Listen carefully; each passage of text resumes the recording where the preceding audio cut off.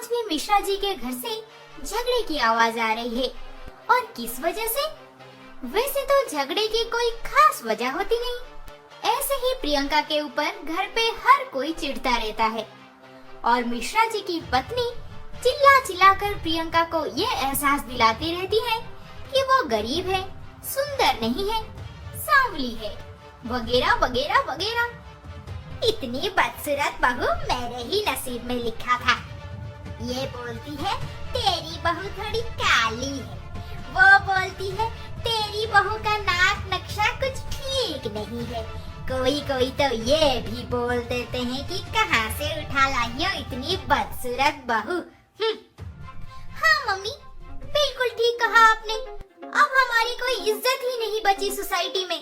सब हमें देखते ही कानाफूसी शुरू कर देते हैं। It's too irritating mom. ये हमारे घर आने से पहले मर क्यों नहीं गई?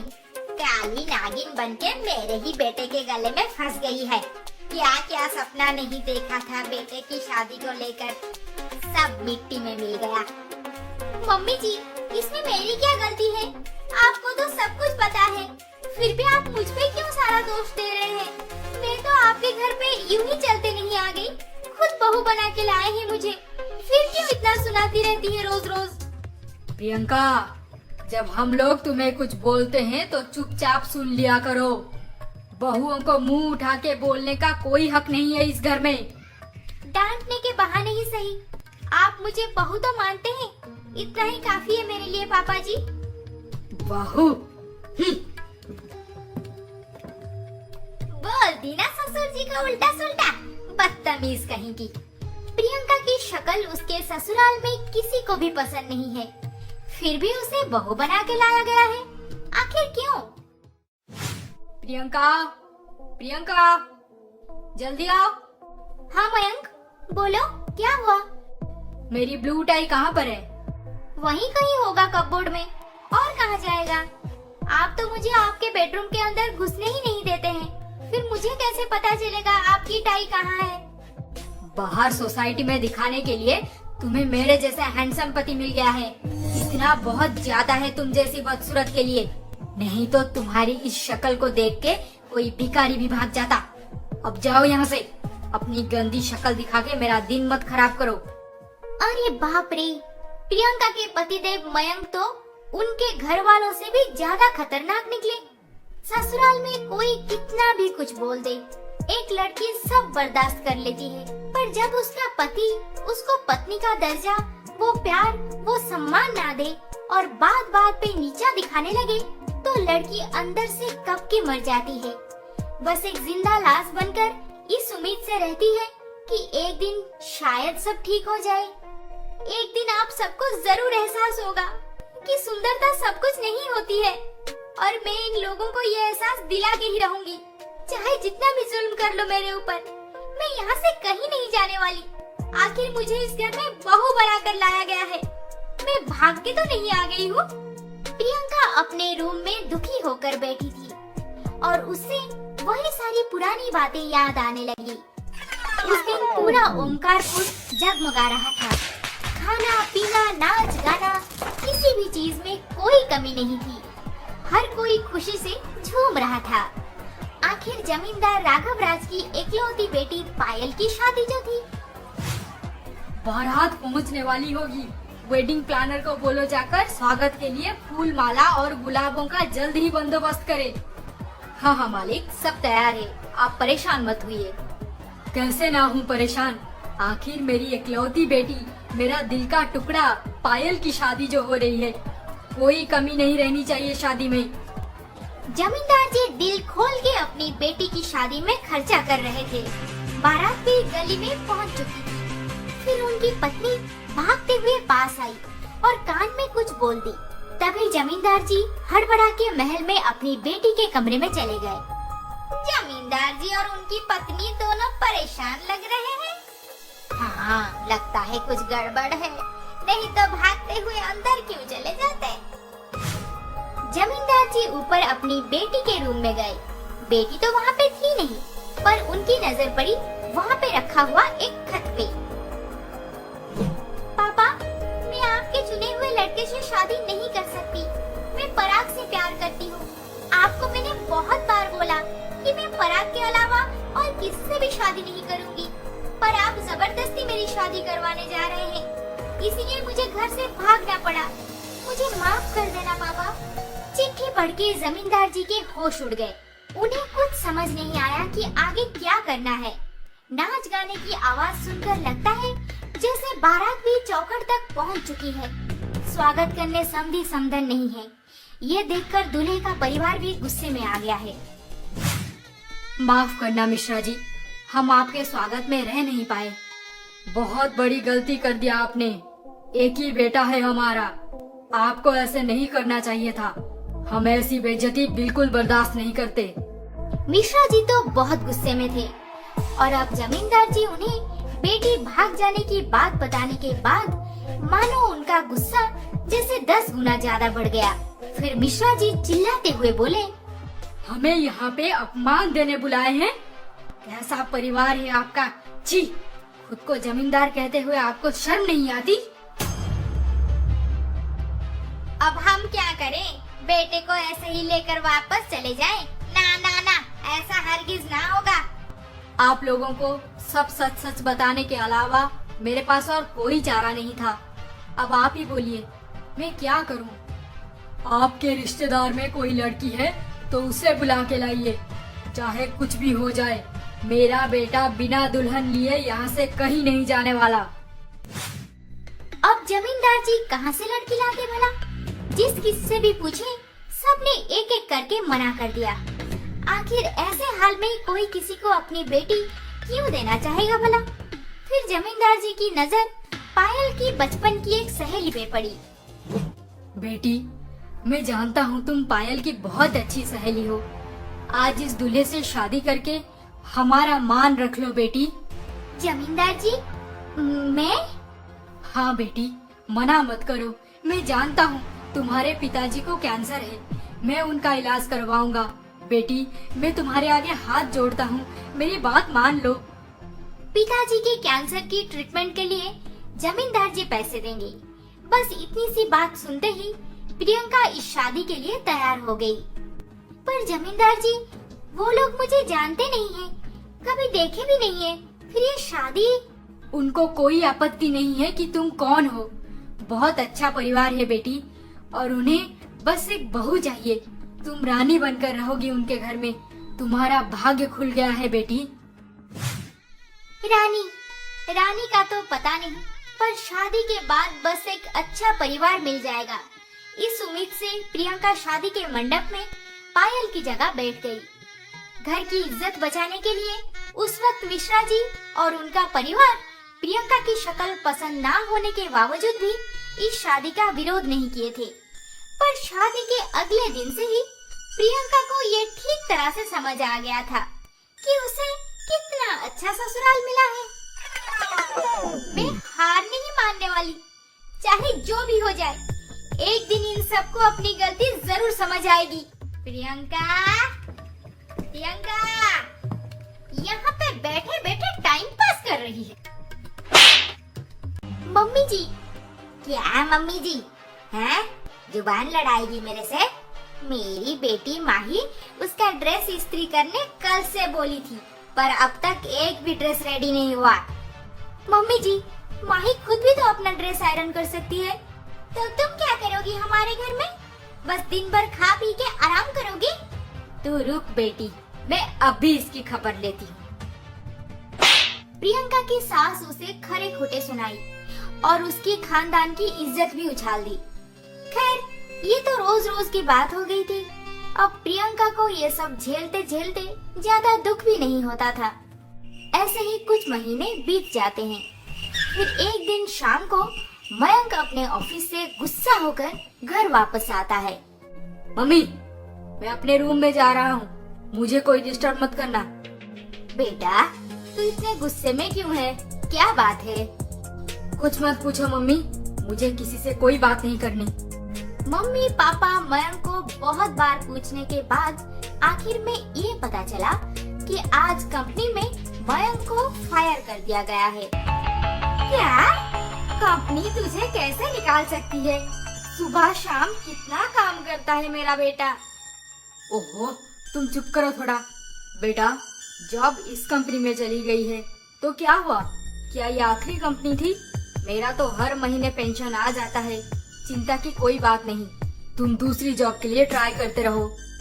मयंक के पापा तो चिंता की कोई बात नहीं बोल के बेटे को समझा दिए, पर उनके चेहरे से ये साफ जाहिर हो रहा था कि वो कितने स्ट्रेस में हैं अब। घर का खर्चा, बेटी की पढ़ाई, शादी और फ्यूचर इन्वेस्टमेंट्स, ये सब उन्हें ही देखना था अब। और पेंशन से इतना कहाँ कुछ हो पाएगा? ये सब सोच के मयंक भी बहुत परेशान था। मयंक, आप बिल्कुल चिंता मत कीजिए, सब ठीक हो जाएगा। तू ही है ये बदनसीबी का जड़। तू मेरी लाइफ में नहीं आती तो मेरी नौकरी कभी नहीं जाती। कितनी बार बोला है तुझे, तेरी ये गंदी शक्ल मुझे रोज रोज मत दिखाया कर।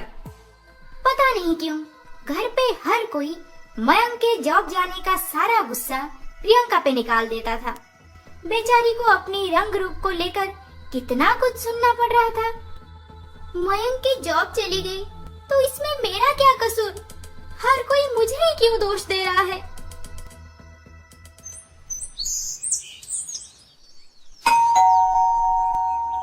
मैं सूची हूँ, तुम शायद मुझे नहीं जानती। सूची उनके पड़ोस की एक लड़की है जो मयंक की दोस्त भी है और आगे की पढ़ाई के लिए फॉरेन चली गई थी। अब सूची पढ़ाई खत्म करके उसके घर वापस आई है तो मयंक से मिलने आ गई। सूची बेटा, तू कब आई? अंदर आ। क्या लेगी बोल, ठंडा गरम? नहीं आंटी, वो सब छोड़िए, आप बैठिए ना, हम बात करते हैं। यहाँ पे खड़े खड़े हमारी बातें सुन रही है? जल्दी जा, सूची के लिए मसाला कोल्ड ड्रिंक्स बना कर ला। आंटी, आपने कब से नई नौकरानी रख ली? इसे तो पहले कभी नहीं देखा। हाँ, नौकरानी ही समझ ले। वैसे हमारी बदकिस्मती से मयंक के साथ शादी हो गई है इसकी। OMG, ये मयंक की वाइफ है? Okay, whatever. अब तो ये आपकी बहू है ना? छी छी छी, बहू नहीं, बदसूरत बहू बोलो। इसके आने के दिन से ही घर पे कोई खुश नहीं है और ऊपर से अभी हाल ही में मयंक की जॉब भी चली गई। इस मनहूस का तो गला घोट देने को मन करता है मेरा। आंटी, ऐसे मत कहिए, जैसे भी दिखे अब तो वो आपकी बहू है ना? अगर उस वक्त तेरी पढ़ाई खत्म हो जाती ना तो मैं मयंक की शादी तेरे साथ ही कर देती। कितनी गोरी सुंदर बहू मुझे मिलती। आंटी, आप भी ना।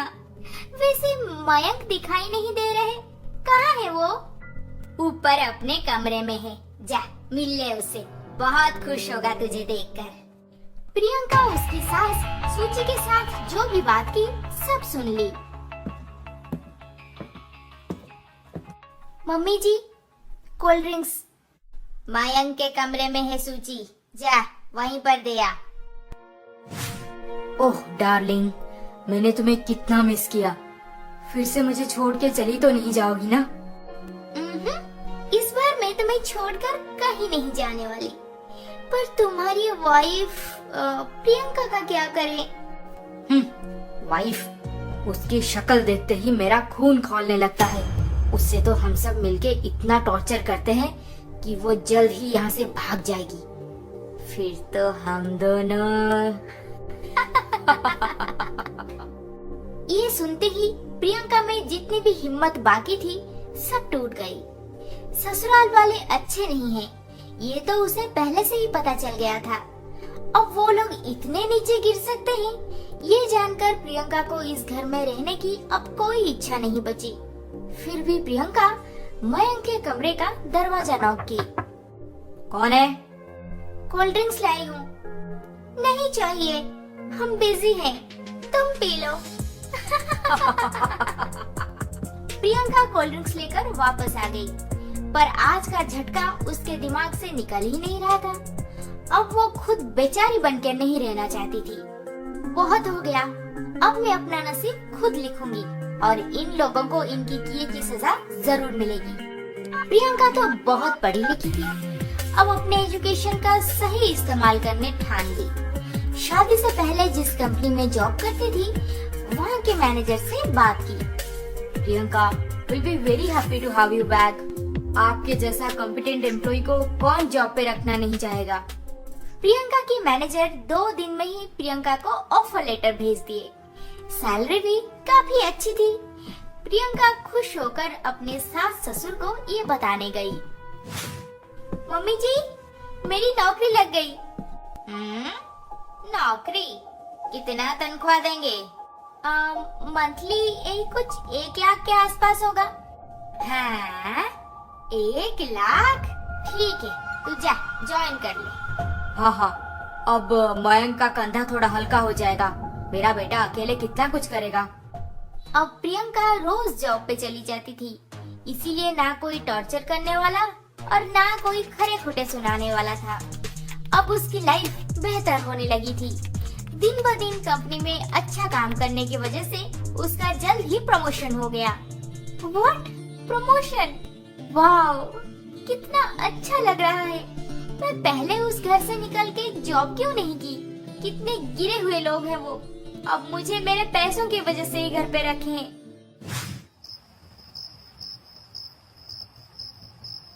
मयंक, हाँ मैं आपका डिनर लेके आई हूँ।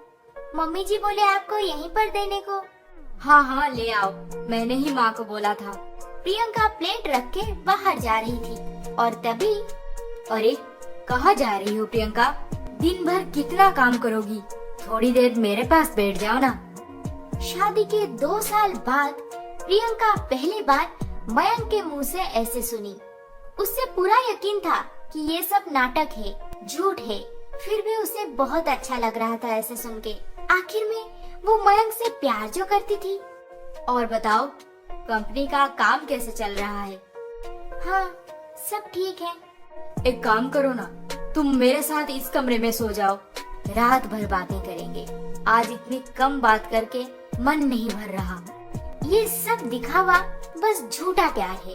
प्रियंका ये अच्छी तरह से समझने के बाद भी उस रात मयंक के साथ सो गई। सुबह हो गई और प्रियंका मयंक के रूम से तैयार होकर बाहर निकलते ही उसे उसके सास ने देख लिया। 2 पैसे क्या कमा ली, मेरे बेटे को अपने काबू में करने चली। खबरदार, मेरे बेटे के साथ तेरा रिश्ता ज्यादा बढ़ना नहीं चाहिए। इस घर में तुझे बहू बना के लाए हैं, बस उतने में ही रहना। आगे कुछ गुल खिलाई तो देख लेना मैं क्या करूँगी तेरा हाल। प्रियंका की सास ने तो सीधा मना कर दी मयंक के साथ संबंध बनाने को, पर प्रियंका के हाथ में कहाँ कुछ था। अब मयंक रोज रात को प्रियंका से रिक्वेस्ट करता था उसके कमरे में रहने को। फिर प्रियंका भी क्यों डरती अपने ही पति के कमरे में सोने से। ऐसे ही 10-15 दिन बीत गए। प्रियंका को धीरे धीरे लगने लगा था मयंक बदल जाएगा और सब ठीक हो जाएगा, पर असल में बात तो कुछ और थी। फिर एक रात, प्रियंका, मैं बहुत परेशान हूँ। समझ नहीं आ रहा क्या करूँ। परेशान? पर क्यों? क्या हुआ?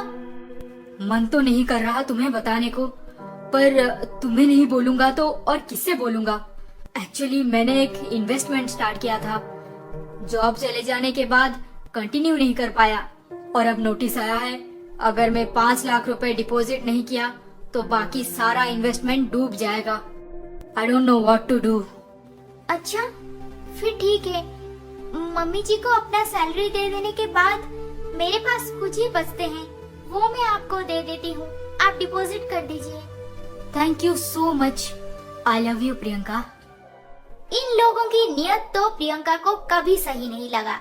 फिर भी वो ये सोचती रही शायद मयंक पूरी तरह से बदल जाएगा।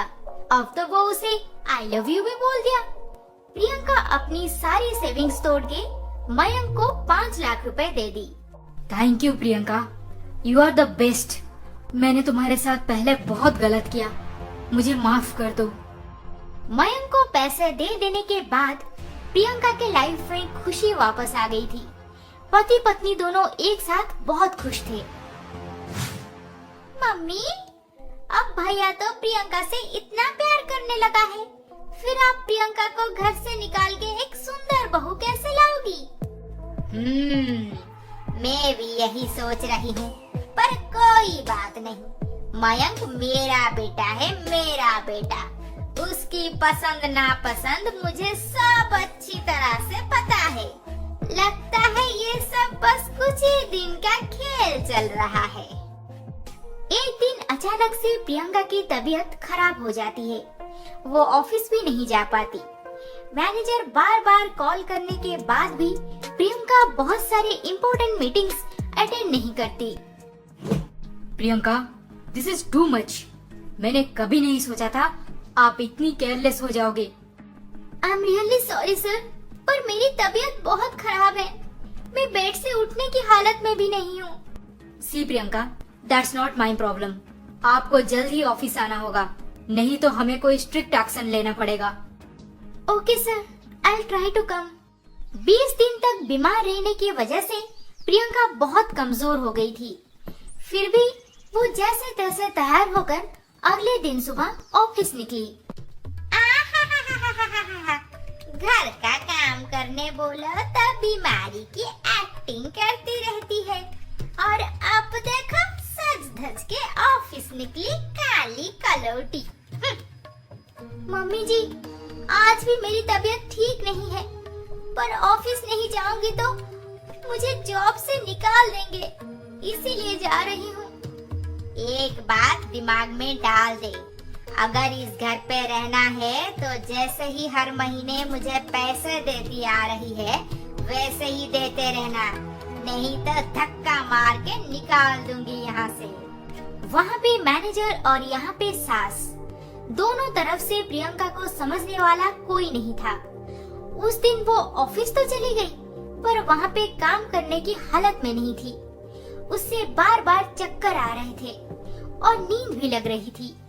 प्रियंका, प्रियंका, तुम्हारी तबीयत बहुत ज्यादा खराब लग रही है। तुम इस हाल में काम नहीं कर सकती। सुबह से अब तक एक भी काम ठीक से नहीं किया तुमने। जाओ, घर जाकर रेस्ट करो। शाम के 6 बज रहे थे। प्रियंका घर वापस आ गई और अपने बेड पे बैठते ही कब नींद लग गई कुछ पता नहीं चला। अचानक से आधी रात को उसकी नींद खुल गई। भूख भी बड़ी तेज लगी थी, पर उससे कोई खाना खाने थोड़ी बुलाने वाला था। जैसे तैसे चलते चलते किचन तक पहुंची, पर किचन में खाने के लिए एक दाना भी नहीं बचा था उसके लिए। मयंक भी मुझे डिनर करने नहीं बुलाए, वो शायद टायर्ड होकर सो गए होंगे। मुझे बहुत वीकनेस फील हो रहा है। मयंक को बोलती हूँ डॉक्टर के पास ले जाएंगे, अब तो बिना दवाई के नहीं रह सकती मैं। प्रियंका धीरे धीरे मयंक के कमरे के पास पहुंची।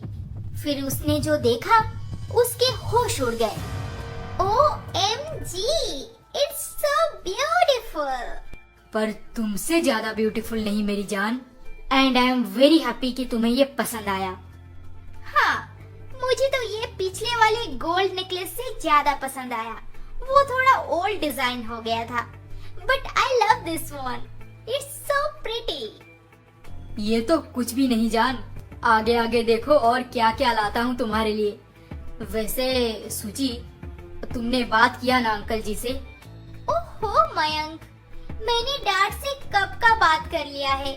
तुम्हें एक बहुत अच्छी जॉब मिलने वाली है, पर तुम झूठे ये बोल रहे थे कि मेरे पास पैसे नहीं है। मैं कैसे डायमंड नेकलेस खरीदूंगा? फिर ये नेकलेस लाए कहाँ से?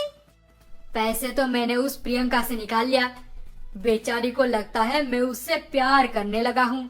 जिंदगी भर उस बदसूरत को अपने पास रखूंगा। हाँ, माय फुट। वैसे कहाँ है वो?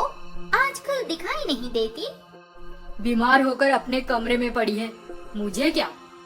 ओह come on, she is your wife. ऐसे क्यों बोल रहे हो? वाइफ? मेरा बस चले तो मैं उसे अभी यहाँ से धक्का मार के निकाल दूं। प्रियंका को ये सब सुन के और बर्दाश्त नहीं हुआ। वो अंदर मयंक के कमरे में आई और उसे जोर से एक थप्पड़ लगाई। तेरी इतनी हिम्मत, तू मेरे पे हाथ उठाई? मयंक गुस्सा होकर प्रियंका को मारने जा रहा था और तभी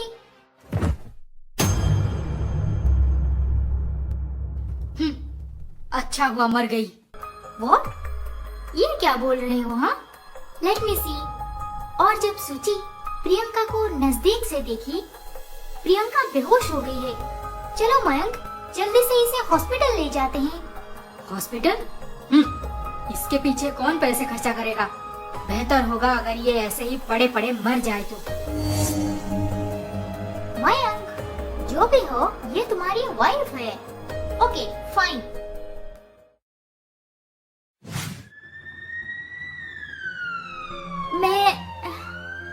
मैं यहाँ पे कैसे पहुँची? कौन लाया मुझे? सिस्टर? वो सब छोड़िए, पहले खुशखबरी सुन लीजिए। आप माँ बनने वाली हैं। Congratulations। माँ? मैं माँ बनने वाली हूँ? हे भगवान। यस, अब अपना तबीयत का ख्याल रखिए। सिस्टर इतना ही बोल के वहाँ से चली गई और प्रेगनेंसी की बात सुनकर प्रियंका की खुशी 7वें आसमान तक पहुँच गई। अब मेरे मयंक जरूर बदल जाएंगे, मुझसे और मेरी बेबी से बहुत प्यार करेंगे। उस सूची ने उन्हें फंसा के रखा है। वो तो बहुत अच्छे हैं। अच्छे नहीं होते तो मुझे हॉस्पिटल क्यों लेकर आते? मुझे अब जल्दी से घर जाना चाहिए। प्रियंका हॉस्पिटल में पूछने के बाद पता चला उसका बिल भी पे कर दिया गया है। जरूर मयंक ही हॉस्पिटल बिल भर दिए होंगे। वो कितने अच्छे हैं।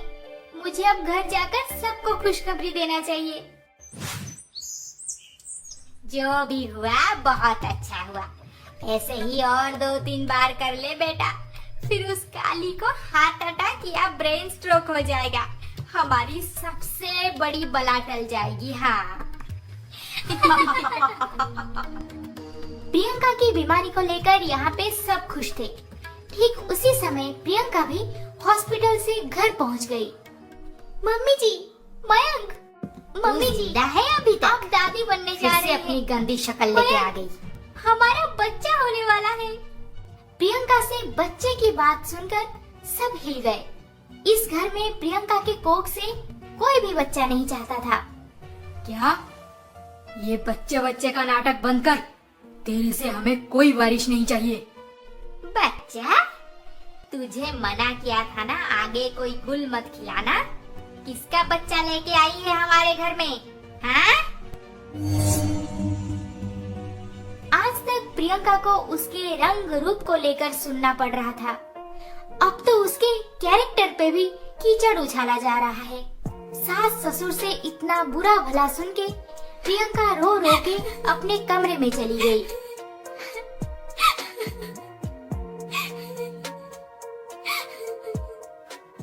इन लोगों को अब कैसे समझाऊं मैं?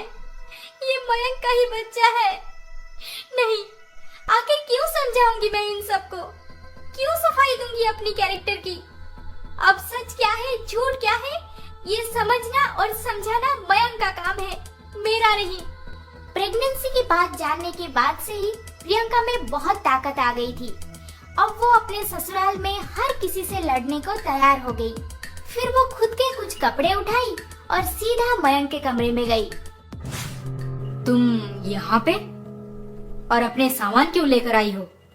मयंक, आप मुझे पसंद नहीं करते, दैट्स ओके, पर आपको अच्छी तरह से पता है कि मेरे पेट में आपका ही बच्चा है और इस बच्चे के लिए, हमारे बच्चे के लिए, क्या हम एक साथ खुश नहीं रह सकते?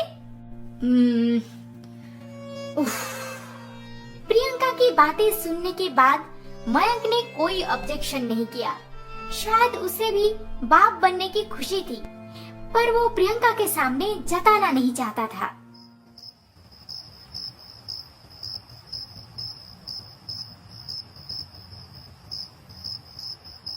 मेरा बच्चा होगा, मैं पापा बनने जा रहा हूँ। ओह गॉड, ये सब इतना जल्दी कैसे हो गया? जो भी हो, अब मुझे एक अच्छी नौकरी ढूंढनी पड़ेगी। मेरे बेबी को कोई भी कमी नहीं होने दूंगा। यस, अब मैं बहुत खुश हूँ। बेटा, क्या सोच रहा है?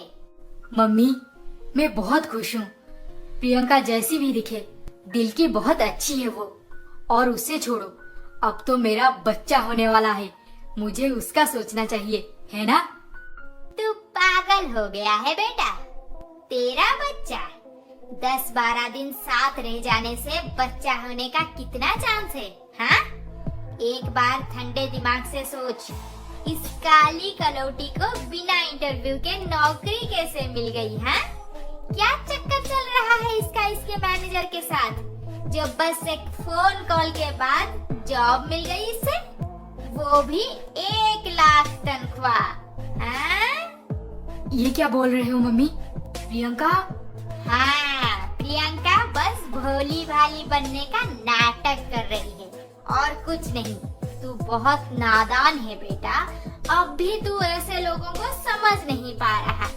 मैं जो बोली उसके बारे में अच्छे से सोचना। अच्छा खासा घर बसने जा रहा था दोनों का, पर मयंक की माँ ने अपने ही बेटे बहू की जिंदगी में जहर भर दिया।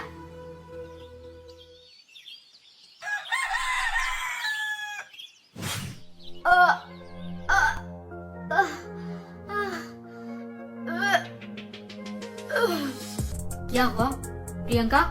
तुम ठीक तो हो ना? माही, माही। क्या हुआ भैया? प्रियंका की तबीयत ठीक नहीं है, जा उसके पास बैठ जाकर। बेटा, तू पागल हो गया है क्या? चाहे कितना भी केयर कर ले, पर वो तेरा बच्चा तो नहीं हो जाएगा।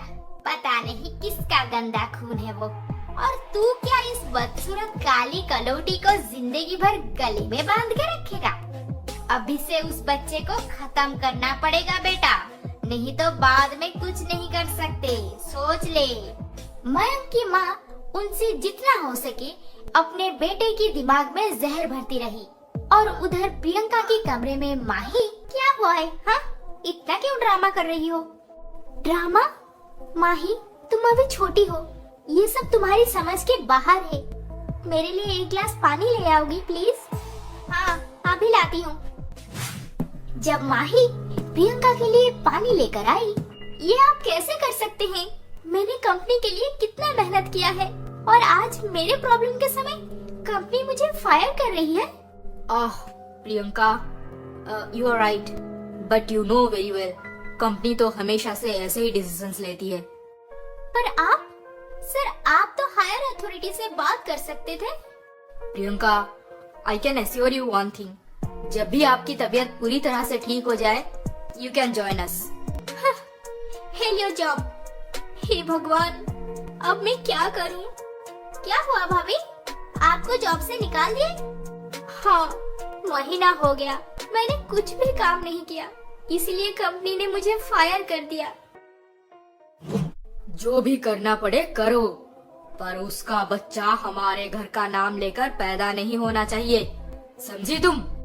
आप तो खामखा गुस्सा कर रहे हैं। क्या करूंगी मैं, कब का उसे धक्का मार के निकाल देती, पर हर महीना इतना पैसा जो देती है मुझे, इसीलिए अब तक उसे बर्दाश्त कर रही हूँ। आगे और पैसे नहीं मिलने वाले आपको, भाभी की जॉब चली गई। जॉब चली गई, अब तो उसे इस घर में मैं 1 मिनट और रहने नहीं दूंगी। हाँ बेटा, देखा तूने, प्रेगनेंसी की बात सुनते ही इसके मैनेजर ने प्रियंका को कंपनी से निकाल दिया। मैं ना कही थी, जरूर उनके बीच चक्कर चल रहा है। पकड़े जाने की डर से मैनेजर ने सही वक्त पर सही डिसीजन ले लिया। अब तू क्यों देर कर रहा है? हाँ, ये सब हो गया। मम्मी, सही कहा था आपने, जरूर इसका मैनेजर के साथ कुछ चक्कर है, और उसके बच्चे को मेरे ऊपर थोप रही है। अब वो यहाँ पे नहीं रह सकती। प्रियंका, प्रियंका। क्या हुआ मयंक, आप इतना गुस्सा क्यों हैं? नाटक मत कर, कंपनी से तो निकाली गई, अब इस घर से भी निकल। क्या? आपको तो कंपनी की पॉलिसी अच्छी तरह से पता है, फिर भी आप ऐसे क्यों बोल रहे हैं? आप जानते हैं ना, मैं महीनों काम नहीं की। मैं तुझसे कोई सफाई नहीं सुनना चाहता। सामान बांध और अपनी गंदी शक्ल और गंदा खून लेकर निकल यहाँ से। देखो मयंक, मैं यहाँ से कहीं नहीं जाने वाली। मेरे पेट में आपका बच्चा है, आपका बच्चा। और ये बच्चा यहीं पर पैदा होगा। मयंक, आप तो मुझसे प्यार करने लगे थे, फिर ऐसे क्यों बोल रहे हैं? प्यार? तेरी शक्ल प्यार के लायक ही नहीं है। अगर प्यार नहीं करते तो मुझे हॉस्पिटल क्यों लेकर गए? पड़े पड़े मर जाने देते। हॉस्पिटल? मैं नहीं, तुझे वो सूची लेकर गई थी। सूची? बेटा देर मत कर, बातचीत में क्यों टाइम बर्बाद कर रहा है इसके पीछे? ये ऐसे नहीं मानेगी, इसे धक्का मार के निकाल देते हैं। मम्मी, भाभी तो बहुत टैलेंटेड है, उन्हें और कितने अच्छे अच्छे जॉब मिल जाएंगे, फिर उन्हें ऐसी हालत में। तू कब से इसके तरफ हो गई हैं? ए मयंक, देर मत कर, अभी निकाल इसे। मयंक को तो प्रियंका के पेट में बच्चे को लेकर पूरा डाउट हो गया था। अब वो गुस्सा होकर अपनी पत्नी को घर से निकाल के दरवाजा बंद कर दिया।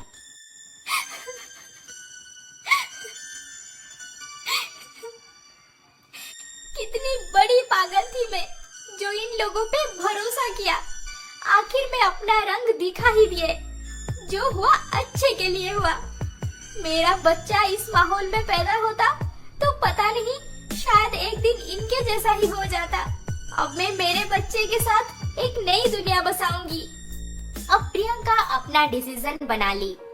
उससे जितना हो सके वो रिलेशन बनाए रखने की कोशिश करती रही, पर उसके ससुराल वाले प्रियंका जैसी एक नेक लड़की को शायद ही डिजर्व नहीं करते थे। पर एक बात प्रियंका के दिमाग में क्वेश्चन बन के रह गया। सूची मुझे हॉस्पिटल लेकर गई थी, पर क्यों? वो तो हमेशा से चाहती थी कि मैं मयंक से अलग हो जाऊं, ताकि वो अपनी जगह बना सके उनके घर में। फिर चलते चलते प्रियंका जमींदार के घर पे पहुंची। मुझे तो लगा था मिश्रा जी का परिवार बहुत अच्छा है, नेक लोग हैं वो, पर तुमसे सुनने के बाद बहुत दुख है मुझे कि तुम्हारी जिंदगी बर्बाद कर दिया मैंने बेटी। नहीं, रो धो के मैं अपनी जिंदगी बर्बाद नहीं होने दूंगी। मैं पढ़ी लिखी हूँ और मेरे पेट में मेरा अंश भी है। अब मैं अपना एक सुंदर दुनिया बसाऊंगी।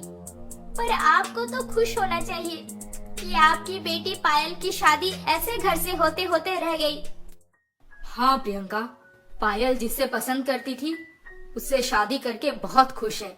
उसके पसंद को एक चांस ना देकर मैं बहुत गलत कर रहा था। जमींदार अपने किए पर बहुत शर्मिंदा थे और वो प्रियंका को अपने बच्चे के साथ हमेशा के लिए उनके घर पे रहने को रिक्वेस्ट किए। बेटी, ये फ्रूट्स तो खा लो। अरे आंटी, मैं कितना खाऊंगी, आप मुझे दिन भर बस खिलाते ही रहते हैं। प्रियंका जमींदार के घर पे बहुत खुश थी। जमींदार की पत्नी उसे अपनी बेटी की तरह प्यार करती थी। महीनों बीत गए। देखते ही देखते प्रियंका की डिलीवरी डेट भी आ गई और उससे एक बेटा हुआ, जो कि हूबहू मयंक जैसा ही दिखता था। प्रियंका अपने बच्चे को पाने के बाद सारा गम भुला दी। प्रियंका, बेटी जल्दी तैयार हो जाओ, डॉक्टर अपॉइंटमेंट के टाइम से 15 मिनट पहले पहुंचना है हमें। जी आंटी, हम माँ बेटे दोनों तैयार हैं। चलिए अब चलते हैं। हाँ हाँ चल, हमारे वापस आने के बाद तेरे अंकल जी को वृद्धाश्रम भी जाना है। जमींदार जी की पत्नी और प्रियंका बेबी के वैक्सीनेशन के लिए हॉस्पिटल निकल गए। आंटी, एक बात पूछूं आपसे? हाँ हाँ, एक क्यों 10 पूछ ले। हॉस्पिटल पहुंचने में वैसे भी बहुत टाइम है। आंटी, अंकल जी हमेशा वृद्धाश्रम क्यों जाते हैं? उनका कोई अपना वहाँ पे? नहीं नहीं, उनका कोई अपना तो नहीं है वहाँ पे, पर वहाँ पे रहने वाले हर किसी को वो अपना मानते हैं। हर महीने डोनेशन भी देते हैं। बेसहारा लोगों की मदद करने में उन्हें खुशी मिलती है बेटी, और उन्हें खुश देखकर मैं भी खुश हो जाती हूँ। वाह, जमींदार जी कितने नेक इंसान हैं। एक ऐसे आदमी के घर पे प्रियंका की बेटे का परवरिश हो रहा है। ये सोच के प्रियंका बहुत खुश हो गई। सुबह की ठंडी हवा भी मन को हल्का कर रहा था। प्रियंका कार के ग्लास से बाहर का नजारा देख के एंजॉय कर रही थी। कितने सारे दुकान, कितने लोग, सब कितना खुश हैं। क्या सोच रही हो बेटी? आंटी, सब अपने परिवार के साथ कितने मजे कर रहे हैं, पर मेरे नसीब में तो परिवार का सुख कभी लिखा ही नहीं है। बचपन में माँ गुजर गई और कैंसर ने पापा को भी छीन लिया। सोची थी शादी के बाद मुझे एक परिवार मिलेगा, पर बेटी, तुम्हें ये सोचकर खुश होना चाहिए कि भगवान तुम्हें जो सब दिए हैं बहुत सारे लोगों के नसीब में वो भी नहीं होता। और जो लोग तुम्हारे साथ इतना गलत किए हैं, भगवान उन्हें कभी माफ नहीं करेंगे बेटी। देखना तुम, एक दिन उन्हें उनकी किए की सजा जरूर मिलेगी। आंटी की बातें सुनकर प्रियंका को थोड़ा हल्का महसूस हुआ। कार की विंडो से बाहर का नजारा देखते देखते अचानक से उसकी नजर पड़ी एक कॉफी शॉप पे, और वहाँ पे मयंक सूची के साथ कॉफी का मजा ले रहा था। मयंक? पूरे 1 साल के बाद मैं आज मयंक को देखी, पर वो सूची के साथ। हाँ, अब तो वो दोनों आराम से अपना घर बसा चुके होंगे। खैर, मुझे उनके बारे में अब सोचना नहीं चाहिए। ओहो मयंक, इतनी जल्द भी क्या है? और कुछ ही दिन की तो बात है। पहले मेरा प्रमोशन हो जाए, उसके बाद मैं शादी वादी का सोचूंगी। और ऊपर से तुम्हारी बहन भी तो घर पे बैठी हुई है, पहले उसकी शादी हो जाए तो बेटर होगा। सूची, मैं सब समझ रहा हूँ कि तुम जानबूझकर इधर उधर का बहाना देकर हमारी शादी टालती ही जा रही हो। सच क्यों नहीं बोल देती कि तुम मुझसे अब प्यार नहीं करती, मेरे साथ रहना ही नहीं चाहती? See Mayank, if you don't mind, मेरे दिमाग में कुछ कंफ्यूजन्स है, जिसकी वजह से मैं हमेशा ही शादी की बात सुनकर पीछे हट जाती हूँ। You know. कंफ्यूजन? कैसा कंफ्यूजन? बताओ सूची। एक्चुअली मयंक, तुम जिस तरीके से अपनी बीवी को घर से धक्का मार के निकाल दिए, उसके बाद मैं थोड़ा डर गई हूँ। अगर तुम मुझे भी शादी के बाद। सूची, तुम सूची हो, वो बदसूरत प्रियंका नहीं। मैं तो उसे कभी भी प्यार नहीं करता था, फिर कैसे रहने देता उसे मेरे घर में? अच्छा वो सब छोड़ो, अब तुम ही बताओ, मैं ऐसा क्या करूं जो तुम्हें मुझ पे भरोसा आएगा? हाँ, सही बात है। शादी के लिए एक दूसरे को भरोसा करना बहुत जरूरी है। अगर तुम्हारा घर मेरे नाम पे कर दोगे, तब मुझे यकीन हो जाएगा कि शादी के बाद तुम मुझे कभी भी उस घर से धक्का मार के नहीं निकालोगे। घर? पर मम्मी पापा? ओहो, मैं तुम्हारे मम्मी पापा को घर से निकालने नहीं बोली, बस इतना बोला कि मेरे नाम पे कर दोगे तो मुझे यकीन हो जाएगा। That's it। पर रहने दो मयंक, मुझे पता था जब मेरे से मन भर जाएगा तो उस प्रियंका की तरह मुझे भी धक्का मार के निकाल दोगे एक दिन। नहीं नहीं सूची, ऐसा कभी नहीं होगा। अब मैं हमारा घर तुम्हारे नाम पे कर दूंगा, आई प्रॉमिस। फिर तो मेरे से शादी करोगी ना? Oh Mayank, you are such a darling. सूची जिस वजह से मयंक से शादी करने से डर रही थी, लगता है उसका समाधान हो गया। अब शायद दोनों शादी करके एक साथ बहुत खुश रहेंगे। दिन महीने साल बीतते गए। प्रियंका का बेटा अब 5 साल का हो गया था। प्रियंका भी अपनी दर्द भरी पिछली जिंदगी भुलाकर अपने बेटे के साथ जमींदार के घर पे बहुत खुश थी। मधु, मुझे लगता है हमें प्रियंका के नाम पे कुछ प्रॉपर्टी कर देनी चाहिए। हमारी तो उम्र हो गई है, पता नहीं हमारे जाने के बाद वो कैसे रहेगी बेचारी। अरे वो बहुत बहादुर लड़की है, अकेले सब कर लेगी। आप खामखा टेंशन ले रहे हैं। और रही बात प्रॉपर्टी की, तो हाँ, हमारा चंदन नगर वाला घर और जमीन हम प्रियंका के नाम पे कर देंगे। क्या कहते हैं?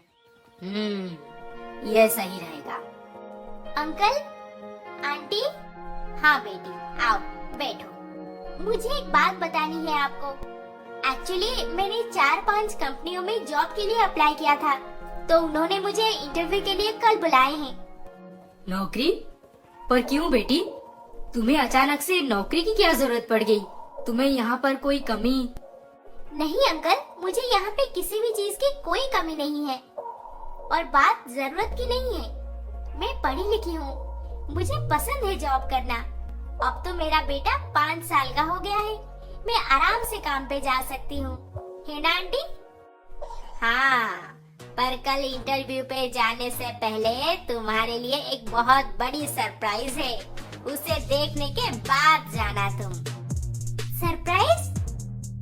आखिर क्या है सरप्राइज? ये सोचते सोचते प्रियंका का दिन बीत रहा था।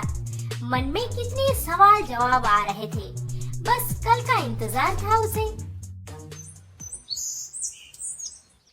सुबह हो गई और प्रियंका भी बेबी का काम खत्म करके खुद की इंटरव्यू के लिए तैयार होकर रूम से बाहर निकली। आंटी, अंकल, मैं इंटरव्यू के लिए निकल रही हूँ, मुझे आशीर्वाद कीजिए। अरे ऐसे कैसे चली जाएगी? तेरे लिए जो सरप्राइज है उसे तो देख के जा। आखिर वो सरप्राइज क्या है आंटी? कल से आप पहेलियां बुझा रहे हैं। प्रियंका, पायल, ओह माय गॉड, तू कब आई? मुझे पता भी नहीं चला। है ना? अच्छा बोल, सरप्राइज कैसा लगा? तुझे देखकर मैं आज बहुत खुश हूँ। दो बेस्ट फ्रेंड्स इतने सालों के बाद मिलके बहुत खुश थे। फिर पायल, मुझे माफ कर दे प्रियंका, मैंने तेरा लाइफ बर्बाद कर दिया। मेरे मम्मी पापा तेरे लिए जितना भी कुछ कर ले, फिर भी हम सब तेरे गुनहगार हैं। नहीं, ये सब मेरा नसीब है।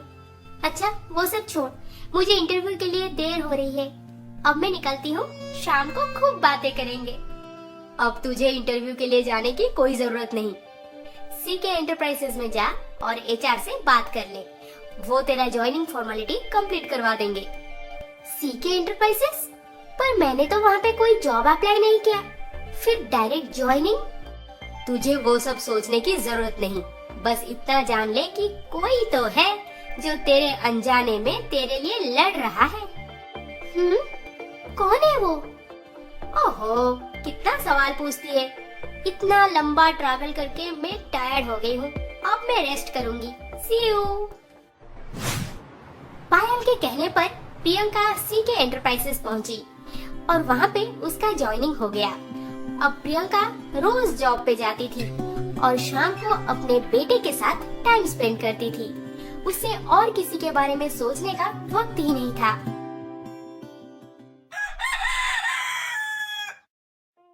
कितने धोखेबाज हैं वो लोग, एक बार भी पूछने नहीं आए कि मैं जिंदा हूँ या मर गई। और मयंक, वो तो अपने बच्चे के बारे में भी नहीं सोचे। हाँ, अब तो उस सूची के साथ उनका भी बच्चा हो गया होगा, फिर वो मेरे बच्चे के बारे में क्यों पूछेंगे? मम्मा? हाँ सागर, बोलो। आज संडे है, आप ऑफिस के काम में हमेशा बिजी रहते हो, आज मैं आपको घुमाने लेके जाऊंगा। ओह अच्छा, वैसे आप मुझे कहाँ लेकर जाएंगे? सरप्राइज। अरे इस घर में हर कोई मुझे सरप्राइज ही देता है। ठीक है बेटा, जरूर चलेंगे। थोड़ी देर के बाद प्रियंका और सागर बाहर घूमने निकले। पायल, हम बाहर जा रहे हैं घूमने, तू भी चलना, घूम के आ जाएंगे। अरे नहीं प्रियंका, तुझे तो पता है मेरे पति पराग आज यहाँ पे पहुँचने वाले हैं और एक करीबी दोस्त भी आएगी हमारे घर पे, तो मुझे यहीं पर रह के सारा प्रिपरेशन करना है। ओह अच्छा, ठीक है, मैं भी थोड़ी देर में आ जाऊंगी, फिर हम दोनों मिलके खाना बनाएंगे। Okay okay, bye bye. माँ बेटे दोनों चलते चलते थोड़ी देर के बाद एक बिल्डिंग के सामने पहुँच गए। सागर, ये तो किसी वृद्धाश्रम लग रहा है, तुम मुझे यहाँ पे क्यों लेकर आए हो बेटा? प्रियंका के लिए ये जगह एकदम नया था, तो वो धीरे धीरे चलते चलते सबको देख रही थी। थोड़ी देर चलने के बाद, मम्मा ये देखो, नाना जी भी आए हैं। अरे प्रियंका बेटी, आज तुम आई हो यहाँ पे, चलो मेरे साथ, मैं तुम्हें यहाँ पे सबसे मिलवाता हूँ। जमींदार जी प्रियंका से बातचीत में बिजी हो गए और सागर भी खेलने चला गया।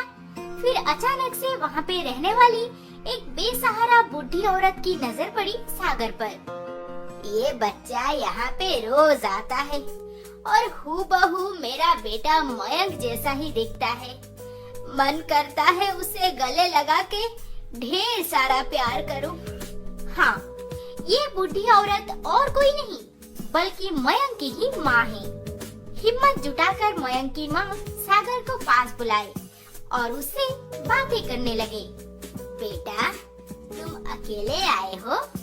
नहीं, मैं तो मेरे मम्मा के साथ आया हूँ।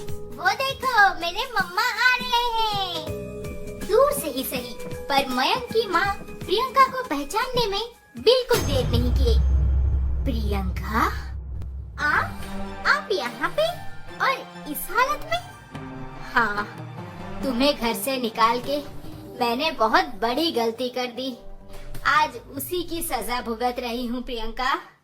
उफ, वैसे क्या बुलाया आप मुझे? प्रियंका? नहीं नहीं, मुझे तो काली कलौटी बदसूरत डायन ऐसे बुलाना चाहिए था आपको। मुझे माफ कर दो प्रियंका, मैंने तुम्हारे साथ बहुत गलत किया। मुझे माफ कर दो बेटी। आप लोग माफी के लायक नहीं हो।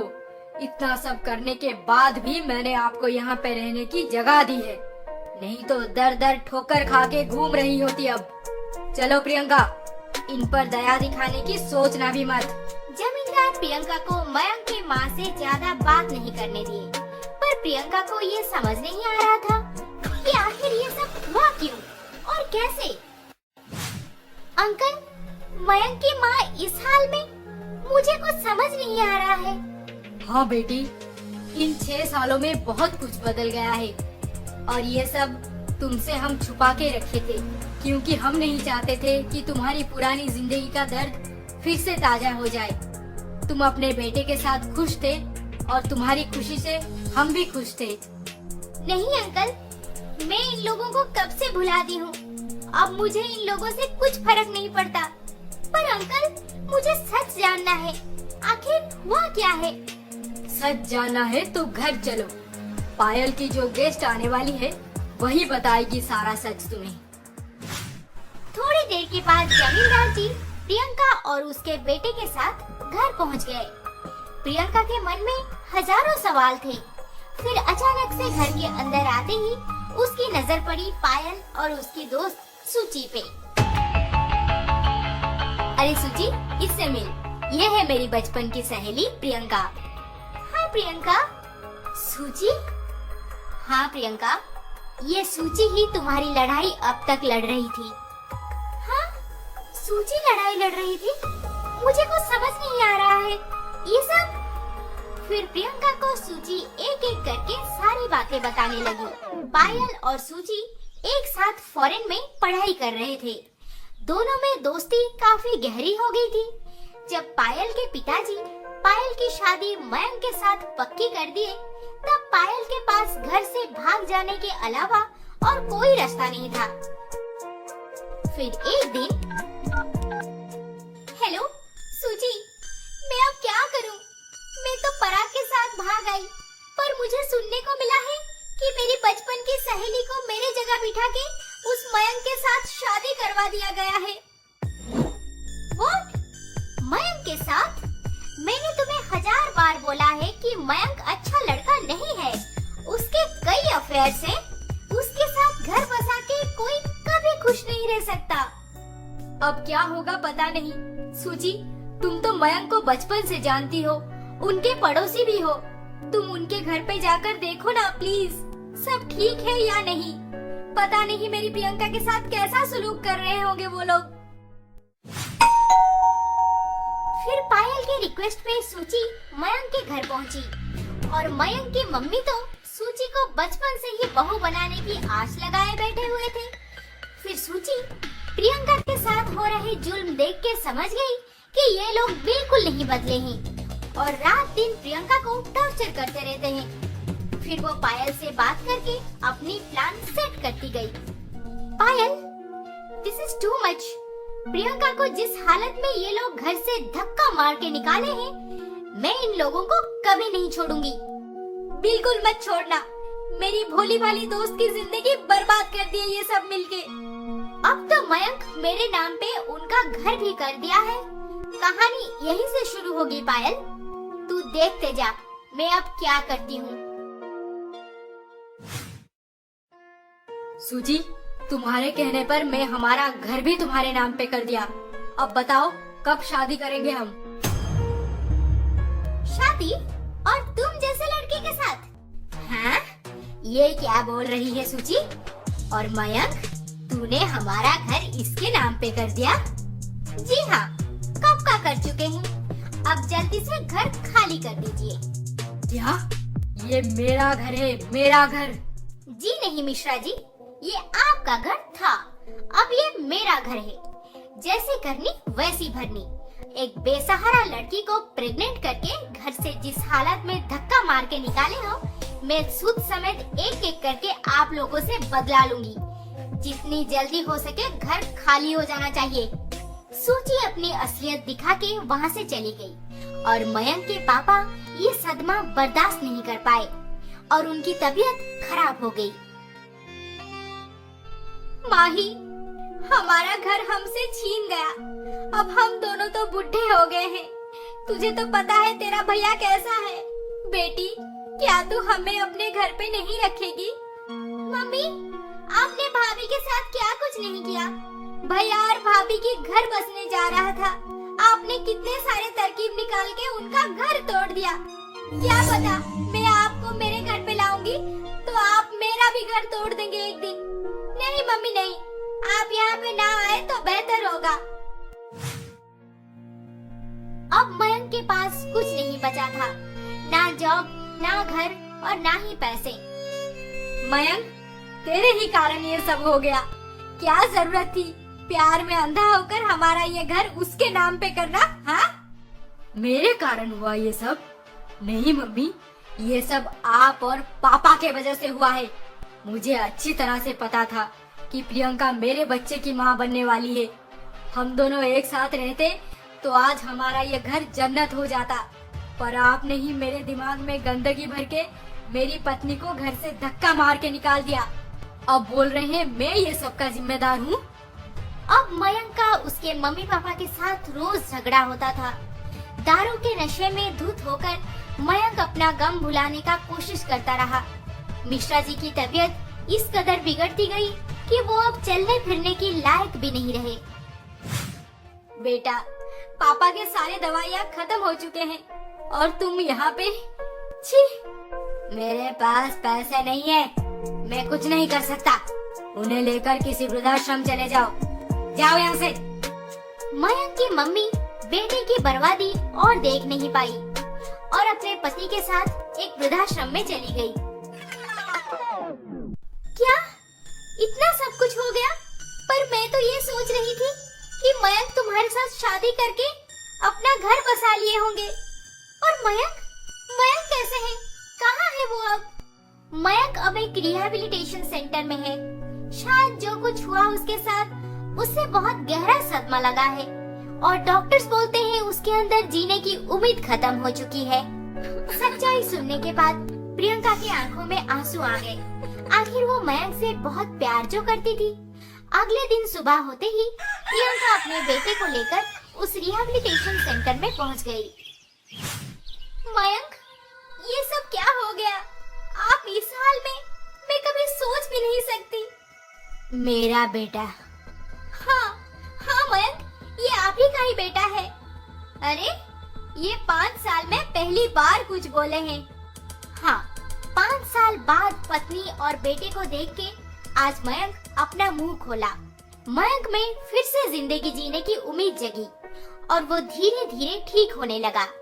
प्रियंका अपने बेटे के साथ मयंक से मिलने रोज आया करती थी।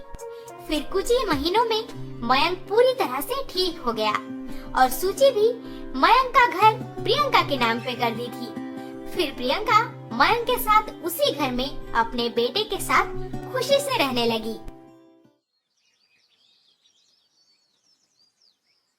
मम्मी जी, पापा जी, चलिए अब हमारे साथ अपने घर चलिए। नहीं प्रियंका, मैं खुद अपने बेटे की जिंदगी बर्बाद कर दी थी, फिर से उस घर में जाने की हिम्मत नहीं है मुझ में। हाँ बहू, तुम एक बदसूरत बहू नहीं, हमारी घर की लक्ष्मी हो। बदसूरत तो हमारा मन था जो तुम्हें एक पल भी खुश नहीं रख पाया। उस घर में हम वापस आने के लायक नहीं है बहू। जाओ, तुम दोनों खुश रहो। नहीं दादाजी, नहीं दादी, मैं आपको यहाँ से लिए बिना कहीं नहीं जा रहा।